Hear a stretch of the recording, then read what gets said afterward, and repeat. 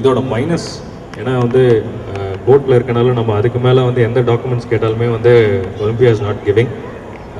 எதுக்கு எடுத்தாலுமே வந்து they wanted a proper representative body so that only then they can hand over the documents. ஒரு single ஹேண்டடாக ஒரு இண்டிவிஜுவலோ இல்லை ஒரு குரூப்போ போய் கேட்டால் அது வந்து நடக்க மாட்டேங்குது.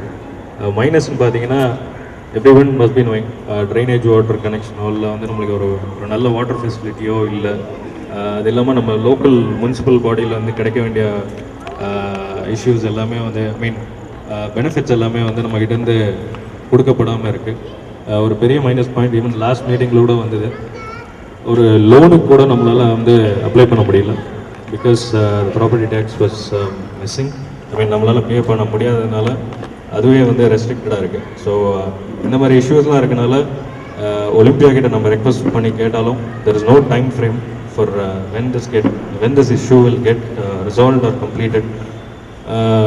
ஸோ இதுக்கு தான் வந்து அந்த டாக்குமெண்ட்ஸ் வாங்குறதுக்காக இருக்கட்டும் whatever they needed a body. But எல்லாருக்குமே ஒரு கரண்ட் டிஸ்கஷன் வந்து பார்த்திங்கன்னா அசோசியேஷன் ஒன்று ஃபார்ம் பண்ணால் எங்கே வந்து அவங்களோட டியூட்டிஸை பண்ணாமல் இந்த ப்ராப்பர்ட்டி டேக்ஸில் வந்து வித்ட்ரா ஆயிருமோ அப்படிங்கிற ஒரு பெரிய ஒரு ஃபியர் ஃபேக்டர் இருந்தது.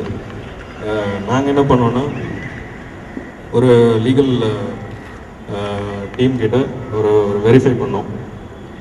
எல்லாருமே சொன்ன ஒரே ஒரு விஷயம், பயந்த ஒரே ஒரு விஷயம் என்னென்னா வந்து டேக்ஸ் பேர்டன் வந்து நம்ம மேலே வந்துடும். Because that is a major issue everybody were telling.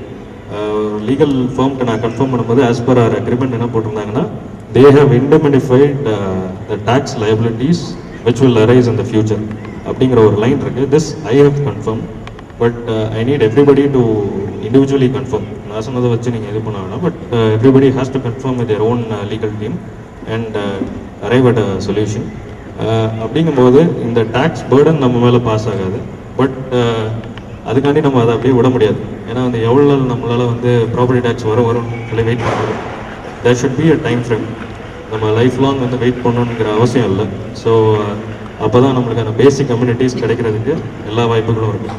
So இதை பண்ணணும் அப்படின்னா கண்டிப்பாக there should be a legal body which Olympia is asking. ஏன்னா நம்ம ரைட்ஸை ஃபைட் பண்ணுறதுக்கு only through legal body we can do it.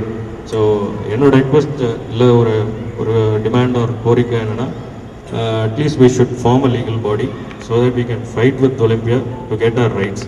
But ஆனால் ஒரே ஒரு விஷயம், it is confirm that the tax liability will not be past. அது என்னை பொறுத்த வரைக்கும் நான் கன்ஃபார்ம் பண்ணேன். But you confirm it individually with your legal team. Second thing, முடிஞ்ச அளவுக்கு இதுக்கு வந்து வாலண்டியர் டீம் ஃபார்ம் பண்ணாங்கன்னா it will be better. I am ready to be a volunteer for that part, whereas 3 or 4 people can take up this issue and go forward apart from the legal body which has been formed.